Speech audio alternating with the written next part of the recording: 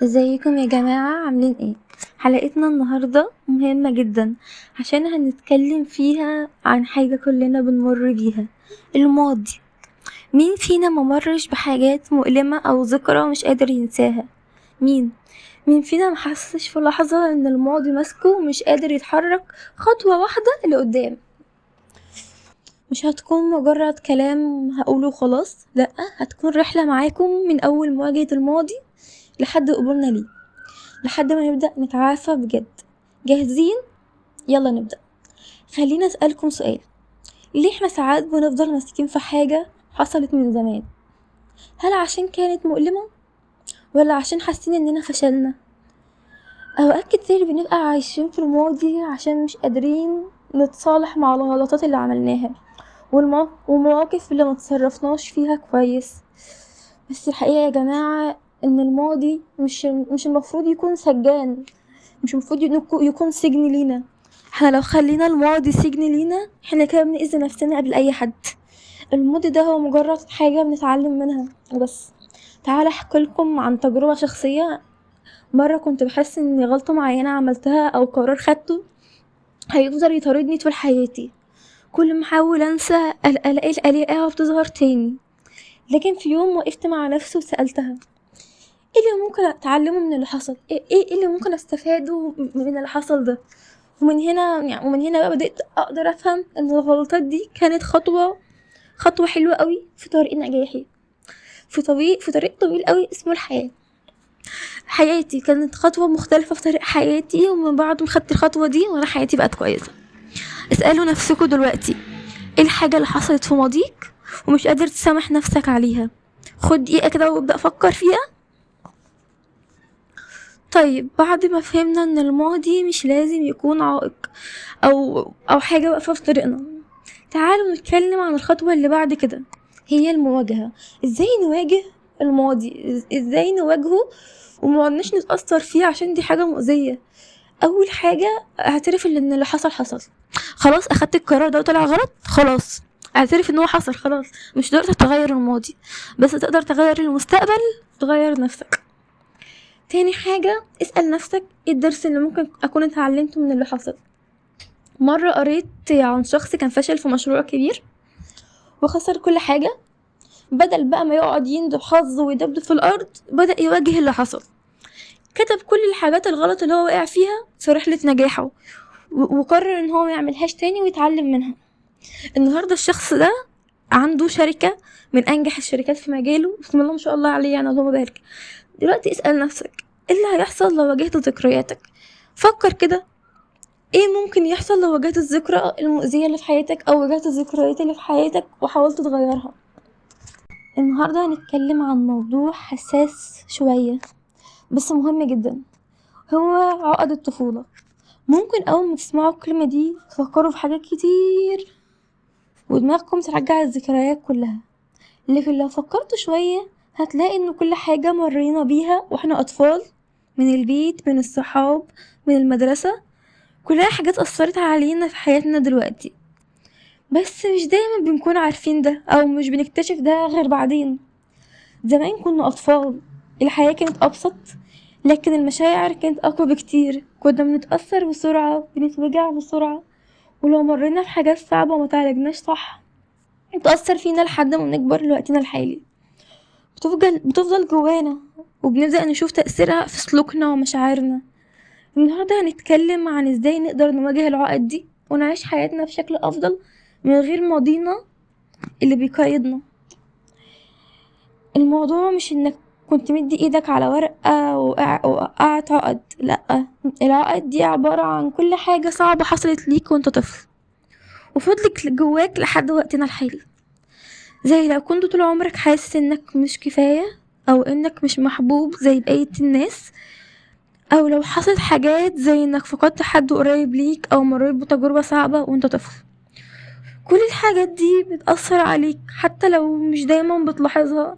ساعات بتلاقي نفسك مش قادر تفتح قلبك لحد ومش قادر تبني علاقات صحية، بس الحاجات اللي مريت بيها وانت صغير هي بتكون السبب في ده. كل حاجة مرينا بيها في طفولتنا بتفضل معانا وتأثيرها مش دايما بيبان في وقتها، يعني مش بيبان في الوقت اللي احنا اتأذينا فيه. في ناس بتلاقي صعوبة في التعبير عن مشاعرها، في ناس بتخاف من اي حاجة، اي قرار بتخاف منه، بتخاف تاخد قرارات اصلا، او بتبقى دايما على استعداد للهروب من اي علاقة لما الامور تصعب. كل ده ليه جذور عميقة على فكرة في الطفولة. لكن هل ده معناه يا جماعة ان حياتنا كلها تفضل بالشكل ده؟ لا طبعا، لا طبعا بجد. المفتاح هنا انك تبدأ تعرف ان اي مشكلة في الدنيا ليها حل. السؤال بقى المهم هنا، ازاي اقدر اواجه عقد الطفولة؟ الموضوع مش سهل لكن مش مستحيل. في خطوات فعالة هنقولها مع بعض النهاردة. هي اول حاجة، تتقبل نفسك، تحب نفسك زي ما انت، تعرف ان كل حاجة تحصل في حياتك كانت خير. مش عيب انك تقول لنفسك انا مريت بحاجة صعبة بس هتعافى منها. الاعتراف هو البداية. عبر عن مشاعرك، لو مش قادر تتكلم مع حد حاول تكتب. الكتابة طريقة جميلة جدا عشان نطلع كل اللي جوانا. ابني ثقتك بنفسك، خليك دايما واثق في نفسك، والثقة في نفسك تيجي بخطوات بسيطة. احتفل بكل حاجة بتعملها، كل انجاز بتعمله. بص كده هتلاقي نفسك عملت انجازات كتير وانت مش واخد بالك. خلينا اقول لكم شوية حاجات ممكن تساعدكم تبنوا حياتكم بطريقة افضل. اول حاجة، ركزوا في دلوقتي، ركزوا في الحاضر. الحاضر هو المكان الوحيد اللي تقدر تغير فيه حياتك. تاني حاجة، ابني اهداف جديدة، عشان احنا داخلين على سنة جميلة اهي، كل سنة وانتم طيبين. اعمل اهداف جديدة واكتبها وان شاء الله تحقق حاجة منها. تالت حاجة، ما تقارنش نفسك بحد تاني. انت شخص فريد من نوعك، وكل واحد فينا ليه ظروفه وتحدياته، وكل شخص فريد من نوع، محدش بيحقق حياة التاني.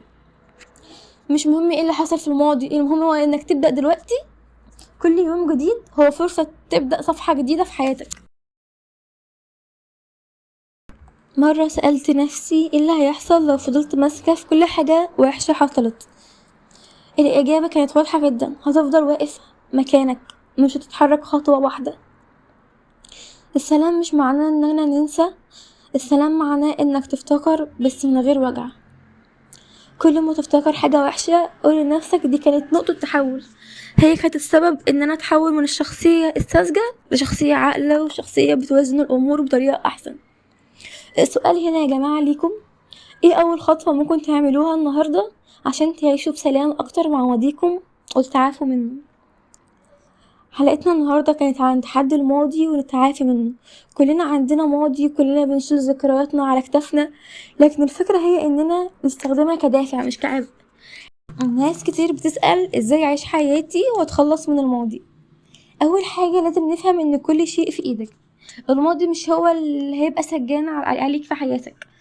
اول حاجة ركز في الحاضر، ما تضيعش وقتك على حاجات عدت عليها سنين وتنكد على نفسك، لا ركز في الوقت الحالي. تاني حاجة، خلي عندك اهداف جديدة. حاول تحط اهداف جديدة ليك بعيدة عن اي حاجة سلبية كانت في الماضي.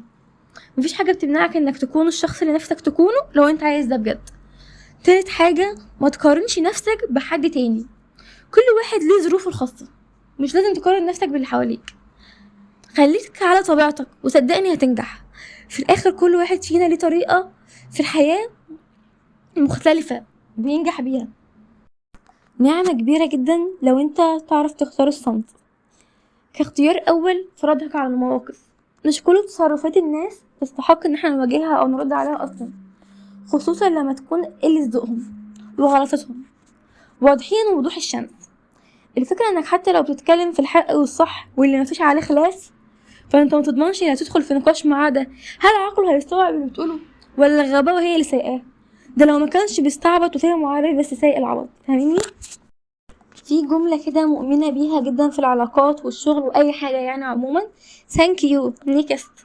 علاقات باظت نحزن شوية وشكرا ويلا اللي بعده. ابواب اتقفلت نزعل شوية وباي باي اللي بعده. فرص ضاعت مع السلامة نزعل وبعدين يلا نركز على دلوقتي على اللي بعده.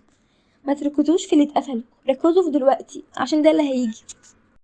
حلقتنا النهاردة كانت عن تحدي الماضي والتعافي منه، وازاي نبدأ حياتنا من جديد ونتعافى من الماضي وعقد الطفولة. كلنا عندنا ماضي وكلنا بنشيل ذكرياتنا على كتافنا، لكن الفكرة هي اننا نستخدم الماضي ده كدافع مش كعبء. لو الحلقة دي أثرت فيك ابعتلي رأيك واحكيلي عن تجربتك، يمكن قصتك تكون الإلهام لحد تاني. بشكركم على انكم قضيتوا الوقت ده معايا، واتمنى تكونوا استفدتوا. استنوني في الحلقة الجاية من برنامج خميس من نوع اخر، ودايما خليكم فاكرين كل لحظة في حياتك هي فرصة لبداية جديدة. مع السلامة.